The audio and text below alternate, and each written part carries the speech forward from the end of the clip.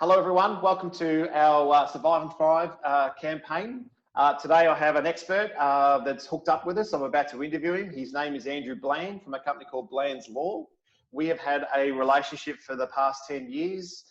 The way it works in our business, we have a fantastic HR team of professionals, but you know, there are times where things get a little bit sticky, or they're a bit unsure, or things go wrong with our clients that are unexpected, and we use Andrew as part of our process to go and bail them out.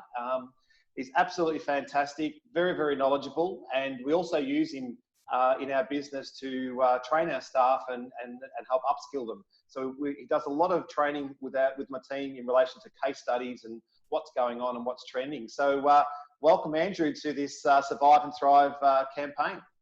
Thanks, Colin. It's great to be here on this Zoom call. Fantastic. Yeah, brilliant. So, Andrew, let me ask you a couple of questions. First of all, tell me a bit about Bland's Law. Give us a bit of a plug about your law firm and how it all works. So we've just clocked over 14 years at Bland's Law, and we're a specialist employment firm. We also do commercial law work as well, but we cover the whole of Australia, from Cairns down to Tasmania and over to Perth and everything in between. And so we're a small unit, but as they say, we punch above our weight, acting for clients small and large, but mainly focused on that industrial law area and helping people such as yourself and KBA to help their clients as well as our own. Yeah, and a lot of people probably don't know, but there's a HR forum that we have. There's about 20 professionals that link up together, and we always get together and we talk about best practice and stuff like that. And that's pretty much got created by yourself, and which I think was very, very clever, and it's very, very helpful. So I love the hookups I'm having with the team and discussing what's popular at the moment. So can I ask you a question? How are you coping at the moment as a business, and the advice that you and your team are doing to organisations out there? Yeah, it's interesting because internally, obviously, all businesses are now working from home. And that's something that we've been doing for quite some time with our staff. So all of our staff at different times of the week have worked from home. One of my most senior staff relocated and to a place that he couldn't come to every day. So he was working 3 days a week at home anyway. So internally, it hasn't been a great deal of change for us, although we are obviously using Zoom a lot more and that sort of thing. The other thing that has changed a little, but not that much, is that because we act for clients all around Australia, we have used this technology quite a bit anyway. And so in terms of servicing the clients, telephone, email still works. Obviously, calls like Zoom still work. And so not that much has changed either. That said, it's been very, very busy because a lot of clients, everybody's been affected by this. Some have had to close down, some are thriving. But everyone has their own issues that they need help on. And really, it's literally a day-by-day phenomena where we're getting things like JobKeeper was handed down last week and enacted this week. I mean, Job Seeker a couple of weeks before that. The stand-down provisions and CV19 and keeping away from each other, advising on that. So it seems like it's changing day by day, and that's certainly keeping us on our toes. Look, you and I have had a conversation. It's one of my biggest bugbears of perception. Business owners making decisions based on perception of what the media is saying, or perception of what they've heard from a colleague, a friend, or they've got advice or Googled some sort of advice somewhere. And I'm very big on stick to your lane, stick to what you're good at. We know what we're good at KBA. We know what you're good at. And I think there's a big message out there to those employers out there that are making decisions based on, if I use the word, not seeking the correct advice. Yeah. And then we already know that there's going to be a minefield of sorting some issues out when everyone gets back to work based on comments made or decisions made, or the wrong terminology has been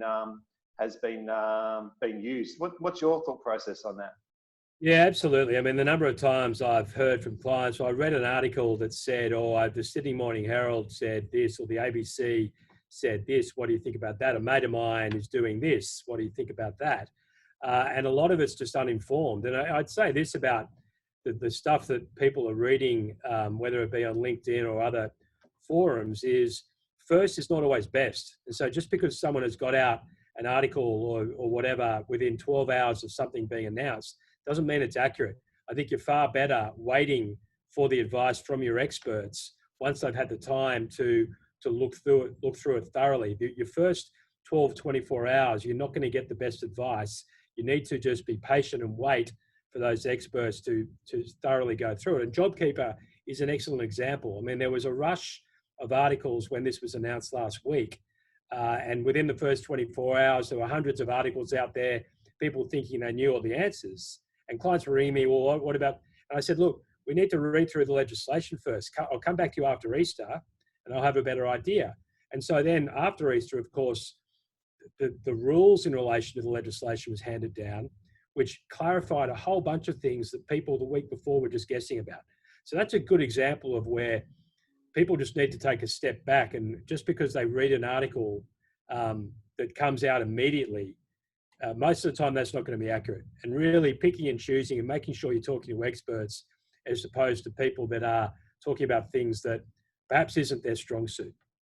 And I think, look, you just put an article out only yesterday, which was a guide to the new JobKeeper provisions, and it was like a tick of the box, yes or no, do I qualify? And I really love that. And for the people who are on this, that are watching this interview that I'm doing with you, I'll make sure that we'll create that link to your website so they can go and download it and have a look at it. Because I think, my biggest concern, as I've said, is people are making those quick decisions, and you just verified that.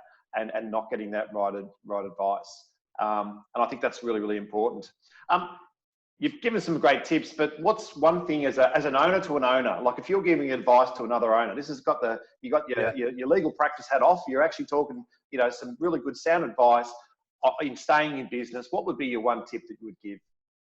Well, look, it's still about looking after your staff, which is what it was 2 months ago, but it's even more critical now. And I think that having those lines of communication open and making sure that you're being honest with the staff and saying, look, if the business is in a bit of trouble, I can't promise that I'm going to be able to keep you. I'm just being honest with you about that and being open with you about that.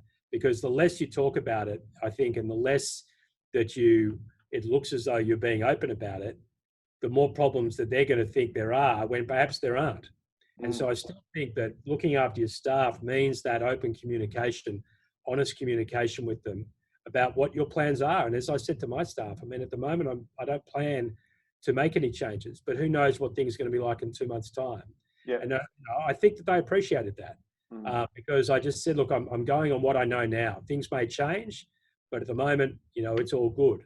And so, I think it's still about your staff and leadership is about, to me, is about making sure that the business, you act as though what you want to see your staff do. And so that's getting there and working hard, but it's also about being smart and being honest. Yeah, and look, I had a conversation with my team, and I know I'm pushing them at the moment, like no different to you, because the inquiries are coming in big time. But I did ask today at 12 o'clock or 12:30, please put the tools down at home, go for a walk around the block, get some fresh air, and then come back.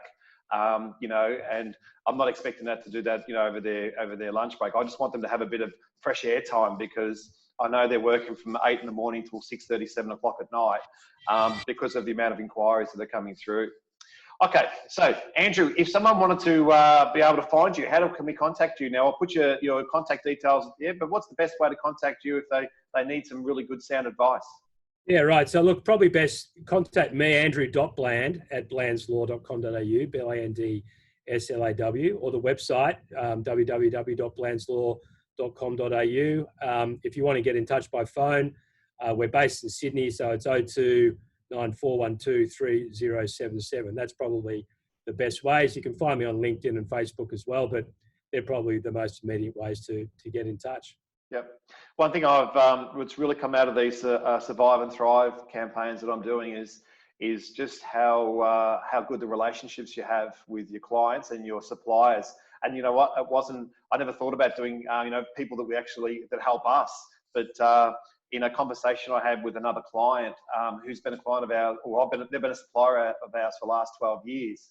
Her name's Fiona, and I'm doing a Zoom meeting with her tomorrow. She said, "Hey, look, is there any chance that I can get on this?" And she's from a company called Minuteman Press, which is a big franchise. But I thought, that's a great idea, and I think this is what it's about. I think what keeps a business owner sane and positive is actually talking to other business owners. And all I'm trying to do, mate, is record it, put it in an interview, stick it out there on social media. And if someone walks away with 1 or 2 tips, great. If they want to contact us, great. If they want to go back to their current supplier and test them a little bit stronger, even better. So that's what it's all about. Yeah.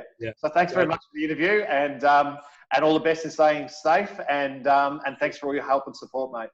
Thanks, Colin.